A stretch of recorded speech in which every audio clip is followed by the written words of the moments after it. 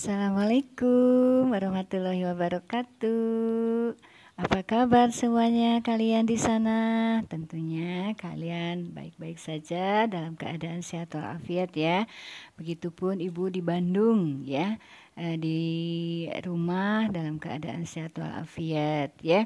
Oke, pada kesempatan kali ini kalian bertemu kembali dengan mata pelajaran sosiologi ya.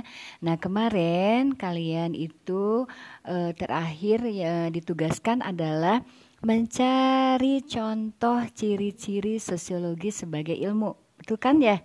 Nah, oke, kalau kalian sudah tahu ya ciri-ciri sosiologi, terus sebelumnya tentang apa itu pengertian sosiologi ya, sejarah perkembangan sosiologi, begitupun tokoh-tokoh sosiologi ya. Nah, sekarang setelah kalian tahu semua tentang sosiologi, kita akan lanjutkan materi pagi hari ini adalah berkaitan dengan objek kajian sosiologi ya, yaitu gejala sosial dan realitas sosial ya. Oke. Perhatikan baik-baik ya, karena di akhir nanti kalian ada tugas yang harus kalian kerjakan, namun tugasnya nggak terlalu sulit ya. Ibu akan berikan tugas yang semudah-mudahnya dan sebisa kalian mengerjakannya ya. Oke, santai saja belajarnya, tidak terlalu tegang. Kalian bisa sambil nonton, sambil kalian duduk-duduk santai, boleh ya kalian mempelajarinya. Oke. Kita lanjutkan ya. Nah, apa sih gejala sosial ya? Kita lanjutkan. Nah, gejala dan realitas sosial sebagai kajian ilmu sosiologi. Setiap ilmu pengetahuan memiliki objek kajian. Nah, begitupun juga dengan ilmu sosiologi ya. Oke. Apa saja objek kajian sosiologi? Ya, yang pertama adalah gejala sosial. Yang kedua, yaitu realitas sosial yang terjadi dalam masyarakat. Nah, ini ada dua. Apa sih bedanya gejala sosial dan apa itu realitas sosial ya? Kita lanjutkan. Oke, gejala sosial adalah peristiwa yang muncul dalam masyarakat ya. Gejala sosial bersifat dinamis dan akan terus bermunculan seiring dengan perubahan masyarakat. Nah, kalau berbicara gejala sosial, mungkin kalian pernah tahu ya, mungkin atau kalian sendiri yang sudah melakukan ya, seperti kalian sudah mengenal yang namanya selfie gitu ya. Kok kenapa ya di masyarakat sekarang selfie itu lagi booming, selfie itu lagi tren. Nah, begitupun misalnya yang lainnya TikTok gitu ya. Kok semua sekarang sedang menggandrungi TikTok. Nah, selfie TikTok itu adalah suatu gejala ya. Gejala yang muncul di masyarakat yang sebelumnya pun kita tidak tahu, tapi sekarang muncul. Nah, itulah karena di masyarakat itu bersifat dinamis ya. Apakah dulu gitu ya kalian tahu tentang apa itu TikTok? Mungkin tidak kan? Tapi setelah ada muncul di masyarakat, maka masyarakat terus mengetahui bahkan menyenanginya, menggandrunginya. Itulah yang disebut dengan salah satu contoh dari gejala sosial ya. Oke, berikutnya.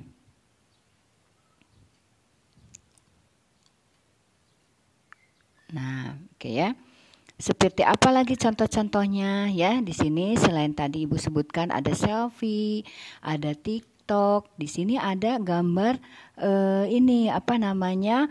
Online chatting atau online shopping. Mungkin kalian ya sekarang akhir-akhir ini apalagi dengan adanya pandemik seperti sekarang ini ya, kalian disuruh di rumah saja ya, tidak boleh banyak beraktivitas keluar kecuali yang penting-penting saja.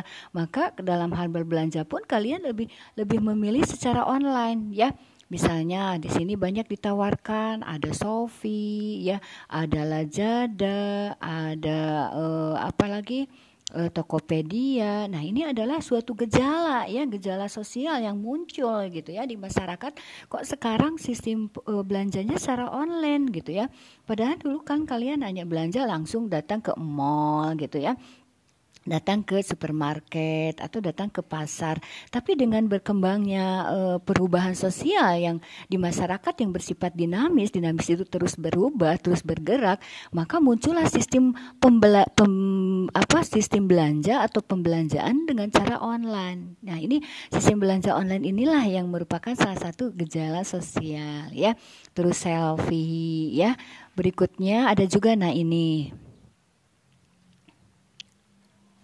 Oke, nah ini ya. Apa ini? Kalian semua menggunakan gadget.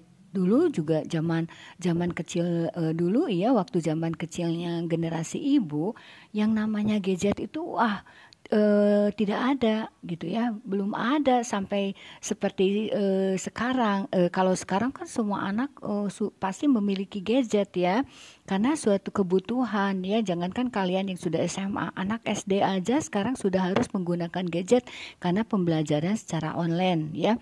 Nah, ini ada suatu peristiwa yang muncul di masyarakat yang sebelumnya tidak terjadi ya, namun terus karena bersifat dinamis, maka masyarakat maka akan terus bermunculan peristiwa-peristiwa itu ya.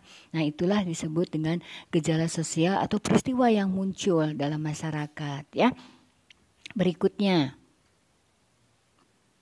Nah, kalian sudah tahu ya, tadi contoh ada 3 contoh. Kalian tugasnya nanti tuliskan 10 contoh gejala sosial di buku catatan sosiologi. Nggak boleh catatan yang campur aduk ya, tapi harus ada khusus buku sosiologi biar nanti ibu memeriksanya mudah ya. Pada saat kalau sudah ada tatap muka, sudah bisa ketemu secara langsung, maka bukunya akan ibu periksa dan akan ibu nilai ya. Ibu akan berikan apresiasi.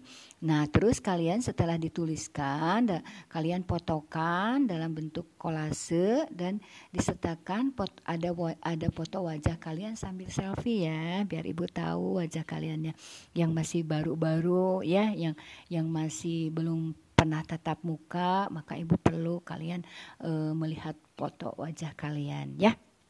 Oke, kita lanjutkan. Tadi apa? Tadi ada gejala sosial. Nah, objek kajian kedua adalah yaitu realitas sosial ya. Sama tadi, kalau tadi gejala sosial, sekarang ada realitas sosial yang sebagai kajian dari ilmu sosiologi.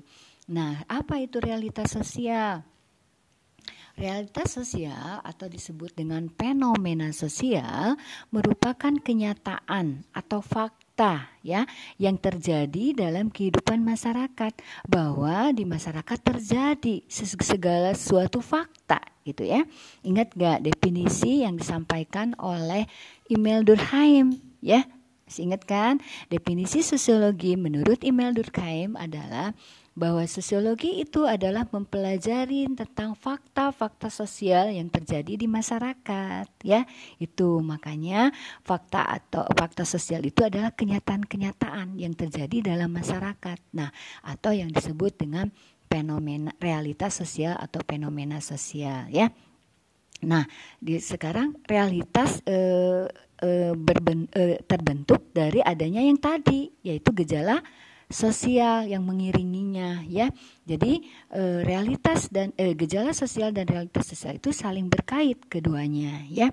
Nah, sekarang apa saja sih realitas sosial yang menjadi objek kajian sosiologi gitu ya. Nah, di sini ada beberapa realitas kajian realitas sosial yang menjadi kajian objek sosiologi. Nah, oke, yang pertama, realitas ini terdiri dari ada beberapa gitu ya. Pertama adalah di sini realitas sosialnya itu merupakan sosialisasi atau pembentukan kepribadian. Artinya ada fenomena gitu ya, ada kenyataan di masyarakat bahwa adanya proses sosialisasi dalam membentuk kepribadian gitu ya, bahwa anak itu akan terbentuk ya kepribadiannya dari proses sosialisasi yang dialami. Nah, nanti proses sosialisasi ini suatu proses dalam membentuk kepribadian, dan proses pembentukan kepribadian itu menggunakan media-media sosialisasi gitu ya. Nah, media-media sosialisasinya apa saja? Nanti di bab sosialisasi khusus kita akan pelajari lebih detail ya, lebih rinci lagi. Ini hanya baru disampaikan bahwa sosialisasi dan proses pembentuk kepribadian itu merupakan sebagai realitas sosial atau fenomena sosial ya. Yang keduanya, realitas sosial atau fenomena sosial sebagai kajian ilmu sosiologi adalah di sini ada hubungan sosial. Ya, apa itu hubungan sosial? Atau disebut juga dengan interaksi sosial. Itu adalah realitas sosial yang kedua ya. Nah, untuk lebih detailnya lagi mempelajari tentang interaksi sosial atau hubungan sosial nanti ada di bab selanjutnya ya. Oke, yang ketiga, realitas sosial yang ketiga sebagai kajian dari ilmu sosiologi adalah di sini ada yang namanya nilai dan norma. Ya, nilai dan norma ini adalah juga sama sebagai realitas sosial atau fenomena sosial, karena pada dasarnya warga masyarakat atau masyarakat itu hidup di masyarakat selalu terikat oleh nilai dan norma atau aturan-aturan yang mengikat di dalamnya. Tidak ada suatu warga masyarakat atau suatu masyarakat sendiri yang tidak mempunyai nilai dan norma nilai dan norma ya. Kalau tidak manusia atau masyarakat atau individu tidak memiliki nilai dan norma, apa bedanya dengan makhluk yang lainnya atau binatang ya. Makanya yang membedakan antara makhluk sosial lainnya atau binatang dengan manusia itu adalah bahwa manusia memiliki seperangkat aturan ya dalam bentuk nilai dan norma salah satunya ya. Nah, materi nilai dan norma pun nanti akan dibahas lebih detail lagi di pertemuan selanjutnya. Oke ya. Nah, sekarang berikutnya apa? Setelah ada realitas sosial, sosialisasi ya,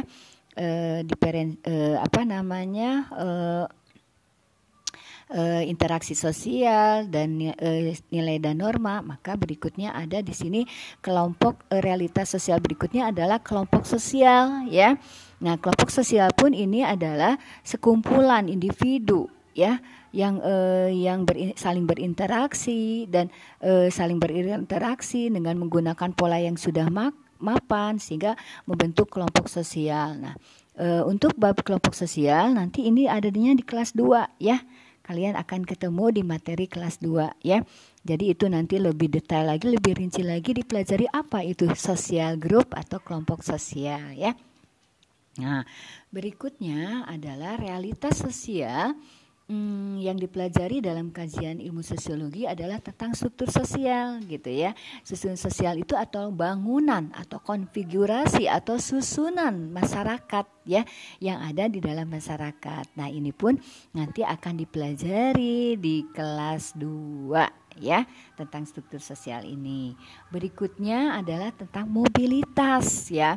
Nah, dalam suatu masyarakat tentunya masyarakat itu maupun warga masyarakatnya itu akan mengalami yang namanya suatu perpindahan atau pergerakan ya, pergerakan atau perpindahan apa? Tentunya di sini ada berkaitan dengan perpindahan kedudukan atau perpindahan status, di mana masyarakat ini atau individu itu mengalami suatu perubahan ya, di mana perubahannya baik secara vertikal maupun perubahan secara horizontal. Artinya bahwa manusia itu atau warga masyarakat itu tidak selalu statis, tapi dia berubah ya, berubah menuju ke arah yang lebih baik tentunya. Nah, itu ada dipelajari dalam mobilitas sosial. Nah, itu pun sama ada di bab kelas 2 ya atau kelas 11. Oke. Nah, berikutnya apa realitas sosial yang dipelajari di dalam ilmu sosiologi? Oke.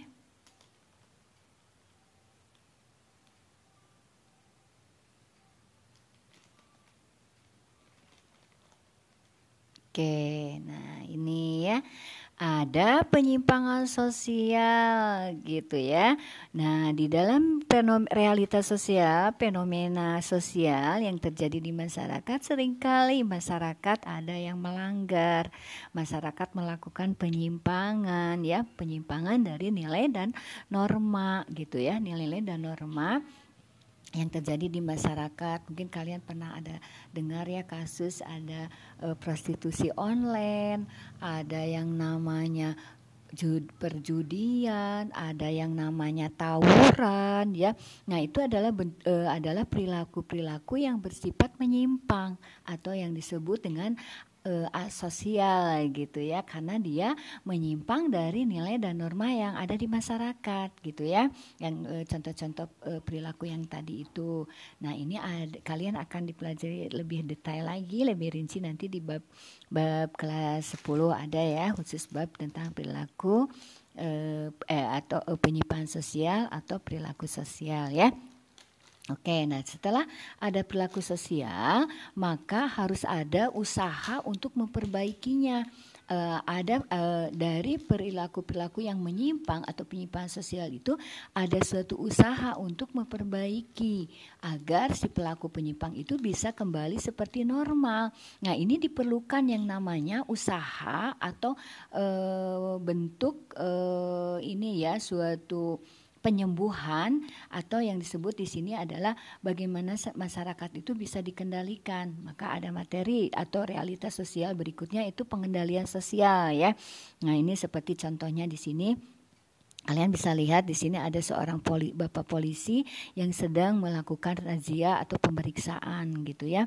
Nah, artinya pada saat ada perilaku yang menyimpang atau misalnya di sini seorang bapak yang mengendarai motor tidak membawa identitas sebagai dia pengemudi, misalnya SIM atau STNK, maka dia dikatakan sebagai perilaku yang menyimpang ya, maka ada pengendaliannya di sini diamankan atau diperiksa oleh bapak polisi. Nah, bapak polisi di sini adalah sebagai lembaga kepolisian ini di sini sebagai lembaga pengendalian sosial di masyarakat. Nah, nanti lembaga pengendalian sosial di masyarakat ini banyak lagi selain polisi ya, ada pengadilan, ada kehakiman gitu ya.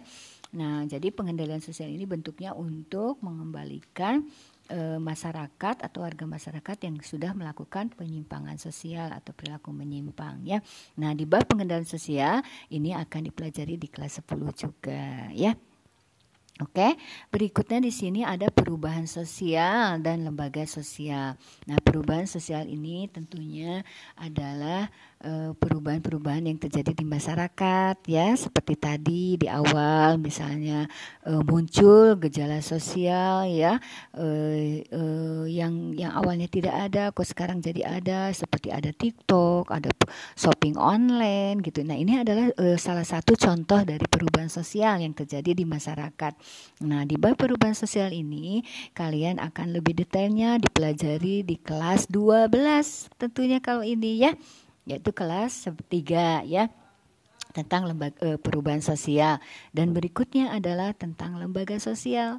Nah, lembaga sosial pun sama, ini adalah dipelajari di bab kelas 3. Lembaga sosial itu atau disebut dengan institusi sosial itu adalah seperangkat tatanan nilai norma atau seperangkat lembaga-lembaga sosial yang mengatur semua kehidupan atau kebutuhan masyarakat ya. Misalnya ada lembaga sosial pendidikan, ada lembaga sosial agama, lembaga sosial keluarga. Artinya bahwa semua lembaga sosial ini fungsinya adalah untuk melengkapi atau menjadi lembaga yang melengkapi semua kebutuhan masyarakat tersebut. Nah, ini nanti ada di bab kelas 3 ya. Nah, itu barangkali hari ini yang kita pelajari berkaitan dengan objek kajian sosiologi, yaitu apa tadi? yaitu tentang gejala sosial dan fenomena realitas sosial atau fenomena sosial yang menjadi objek kajian sosiologi. Oke ya. Itu saja hari ini, tapi Ibu akan tambahkan sedikit ya. Kemarin mungkin Ibu nggak sempat menjelaskan tentang fungsi sosiologi dan peranan sosiologi ya. Ibu akan ulangi sedikit tentang itu fungsi ya. Sebentar.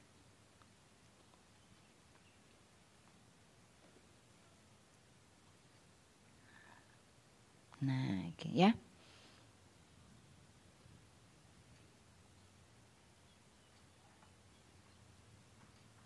Oke, fungsi sosiologi adalah ya, dan peran sosiologi. Fungsi dulu ya. Fungsi sosiologi yang pertama adalah sebagai perencanaan sosial ya.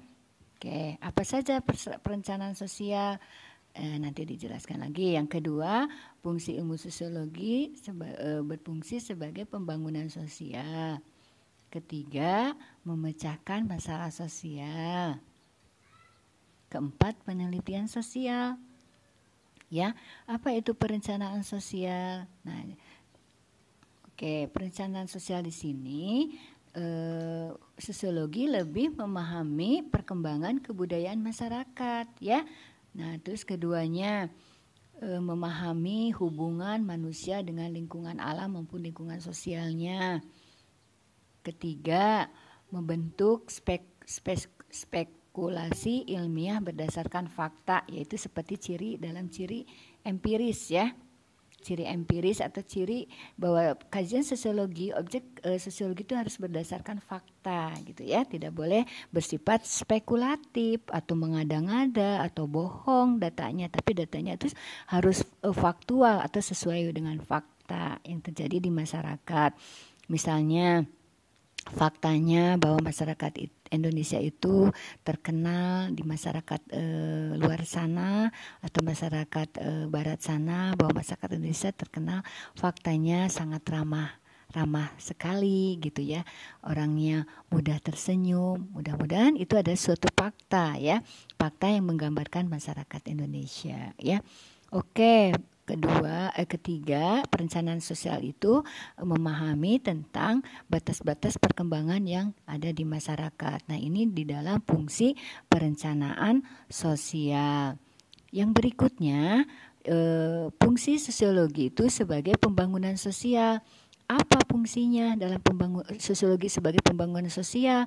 Yaitu di sini ada beberapa tahap. Artinya bahwa orang sosiolog itu terlibat dalam pembangunan sosial, di mana dia harus mengetahui dari mulai tahap perencanaan, tahap pelaksanaan, tahap evaluasi. Apa tahap perencanaan itu? Yaitu tahap yang berguna untuk mengidentifikasi berbagai kebutuhan masyarakat ya. Misalnya seperti bagaimana masyarakat sekarang ini dalam masa pandemik seperti ini, belajarnya pun menjadi belajar secara online. Nah, ini seorang sosiolog harus mengetahui apa saja sih yang dibutuhkan oleh masyarakat, seorang siswa dalam melakukan pembelajaran secara online, maka butuh yang namanya perangkat dalam bentuk gadgetnya maupun jaringannya gitu ya.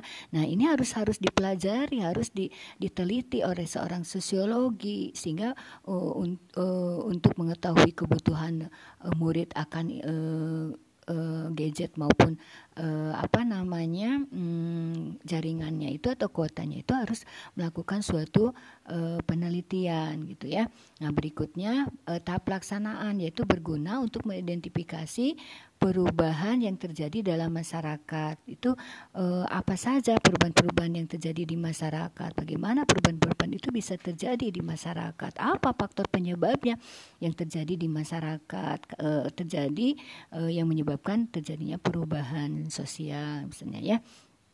Oke, ketiganya tahap evaluasi. Setelah melalui tahap pelaksanaan, maka sosiolog ini berperan, berfungsi, berguna untuk menganalisis dampak dari pembangunan gitu ya. Setelah ada pembangunan yang terjadi di masyarakat, harus dianalisis dampaknya apa. Misalnya, nih pembangunan di masyarakat ada industrialisasi atau pabrik-pabrik ya yang banyak didirikan. Apa sih dampaknya? Dampaknya bisa terjadi misalnya pencemaran lingkungan, pencemaran polusi udara, terus belum lagi terjadi banyak pengangguran karena di dalam industrialisasi banyak menggunakan tenaga mesin, sementara tenaga manusia dikurangi atau dibatasi sehingga akan terjadi banyak pengangguran. Nah, inilah dampak dari sebuah pembangunan. Atau misalnya banyak pembangunan mal-mal, maka dampaknya apa? Banyak lingkungan masyarakat, banyak lingkungan pemukiman itu tergeser ya, digusur karena lahannya akan digunakan pusat perbelanjaan, mall gitu ya. Nah, ini biasanya terjadi di masyarakat kota, pusat kota biasanya ya, seperti di kota Jakarta, kota-kota besar lainnya. Ini sudah banyak sekali terjadi pergusuran tanah pemukiman atau tanah pemukiman penduduk yang beralih fungsi menjadi sebuah pusat perbelanjaan ya itu. Jadi seorang sosiolog itu harus tahu dampak, harus menganalisis kira-kira dampaknya apa ini dari pembangunan yang dilakukan oleh pemerintah ini gitu ya. Oke, itu adalah fungsi sosiologi dalam pembangunan sosial. Nah, berikutnya bagaimana fungsi sosiologi dalam pemecahan masalah sosial gitu ya. Nah, di sini ada salah satunya adalah memberikan informasi yang berkaitan dengan masalah sosial. Misalnya seperti misalnya akhir-akhir ini muncul ya istilah prostitusi online gitu. Nah ini harus disampaikan gitu informasi ini kepada masyarakat bahwa sudah terjadi fenomena ke arah prostitusi online. Kenapa perlu disampaikan informasi prostitusi online? Jangan sampai gitu ya prostitusi online ini terus berkembang gitu ya, sehingga akan menjadi suatu masalah gitu ya di masyarakat yang lebih kompleks lagi gitu ya, sehingga di sini peran sosiologi itu harus bisa memberikan informasi kepada masyarakat tentang masalah sosial itu. Tidak hanya prostitusi, banyak juga sekarang misalnya masalah tentang ini ya, sekarang itu yang sangat marak itu tentang intoleransi gitu ya. Itu pun sama gitu, harus diberikan informasi pemahaman yang benar. Jangan sampai intoleransi ini menimbulkan anarkis atau menimbulkan suatu konflik yang lebih parah lagi karena di masyarakat terjadi masalah sosial tentang intoleransi itu gitu ya. Oke, yang berikutnya dalam fungsinya sebagai pemecahan masalah, di sini seorang sosiolog pun harus memberikan analisis ilmiah yang terkait dengan fakta masalah sosial ini. Jadi harus datanya itu harus berdasarkan hasil penelitian ya, sehingga bisa dikaji masalah sosial itu secara ilmiah, analisis ilmiah ya. Oke. Berikutnya fungsi sosiologi sebagai pemecahan masalah di sini yaitu di sini memberikan saran kepada stakeholder dalam upaya pemecahan masalah sosial gitu ya. Misalnya stakeholdernya siapa? Bisa kepada pemerintah atau kepada pihak-pihak yang terkait dalam penanganan pemecahan masalah sosial tersebut, sehingga di sini bisa menjadi solusi dalam memecahkan masalah atau sosial. Solusi, bisa memberikan solusi atau pemecahan masalah solusi itu ya dalam menghadapi masalah sosial yang terjadi ya.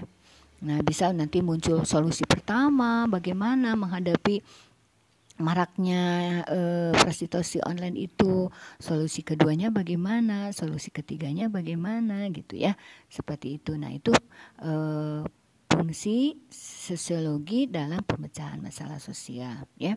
Fungsi yang terakhir, yang keempat, yaitu sosiologi berfungsi dalam membuat suatu penelitian, ya, khususnya di sini adalah penelitian sosial, yaitu mengembangkan apa fungsinya penelitian sosial di sini, yaitu untuk mengembangkan teori sosiologi untuk menemukan dan menjelaskan berbagai fakta sosial dalam masyarakat. Jadi fakta-fakta yang terjadi di masyarakat itu dilakukan suatu dengan cara penelitian, ya, research gitu ya, karena nanti akan diketemukan suatu teori-teori gitu ya dari hasil penelitian tersebut, ya.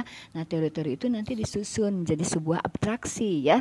Seperti dalam ciri-ciri sosiologi sebagai ilmu itu kan ada ciri empiris, teoritis gitu ya, terus kumulatif dan non etis. Nah, itu sehingga di sini fungsi sosiologi yang keempat itu melakukan penelitian sosial terhadap berbagai fakta atau gejala sosial yang terjadi di masyarakat, ya.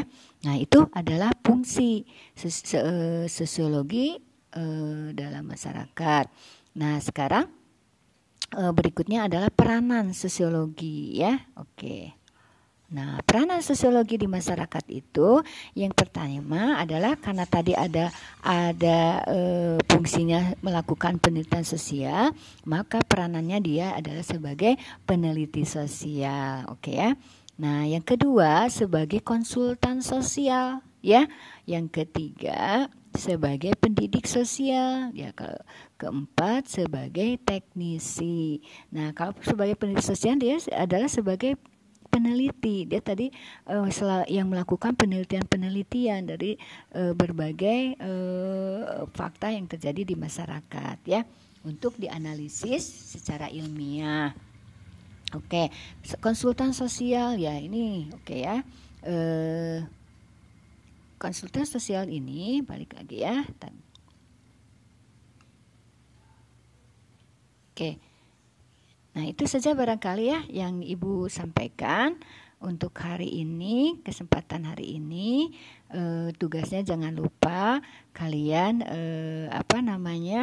merangkum, ya, seperti yang tadi ada dalam slide sebelumnya. Oke, itu saja.